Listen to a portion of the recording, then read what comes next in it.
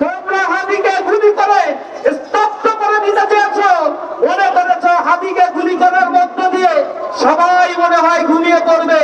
আজ চেয়ে দেখো, হাদির রক্তের বিনিময়ে লাখো হাদি বাংলাদেশে জন্ম নিয়েছে।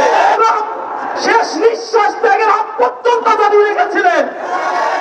আজ আমরা তার রক্তের বিনিময়ে এই শাহবাগের পতন হয়ে হাদির রক্তের উত্থান হলো। বাংলাদেশে হাদি দপ্তর হিসেবে পরিচিত হবে।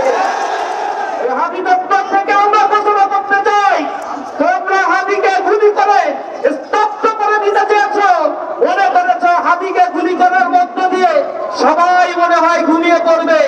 আজ চেয়ে দেখো, হাদির রক্তের বিনিময়ে লাখো হাদি বাংলাদেশে জন্ম নিয়েছে। তারা বাংলাদেশের প্রত্যন্ত অঞ্চলে জেগে আছে। তারা বিপ্লবের মশাল হাতে নিয়ে স্বাধীনতার বিরুদ্ধে কথা বলবে। জাতিবাদের প্রেতাত্মারা যতক্ষণ পর্যন্ত জাগ্রত থাকবে, প্রতিটি ঘরে ঘরে একটা হাতি জাগ্রত হবে।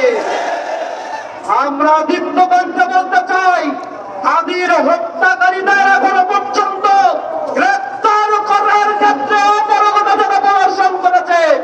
অনতি বিলম্বে এই আইন শৃঙ্খলা রক্ষায় নিয়োজিত বাহিনীদেরকে আমরা হুঁশিয়ারি দিয়ে বলতে চাই, হাদির হত্যাকাণ্ডের বিচার এবং দোষীদের অতি দ্রুত শাস্তির আওতায় আনতে হবে।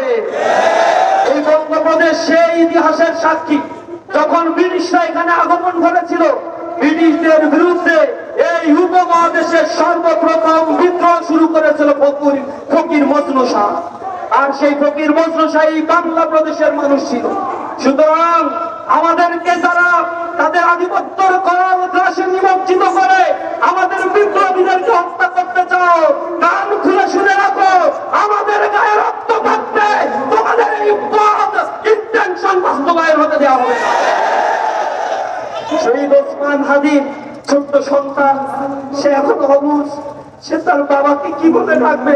বড় হলে তার বাবার চেহারা দেখে এই ছেলেটার বড় হবে না। আমরা আল্লাহ রাব্বুল আলামিনের কাছে দোয়া করি, আল্লাহ রাব্বুল আলামিন তার পরিবারকে, শোক সন্তুষ্ট পরিবারকে যেন ধৈর্য ধারণ করার তৌফিক দান করেন। শহীদ হাদি আমাদের মাঝে বেঁচে থাকবেন হাজার হাজার বছর। বিড়ালের মতো 500 বছর বেঁচে থেকে কোনো লাভ নাই, সিংহের মতো 1 ঘন্টা বাঁচতে চায়। হাদি বলেছিল, আমাদের থামানো যাবে না, একমাত্র আমাদের থামাইতে পারবা যদি আমাদের গুলি করো, মাথায় গুলি করে শুট করো, এছাড়া আমাদের থামাতে পারবা না।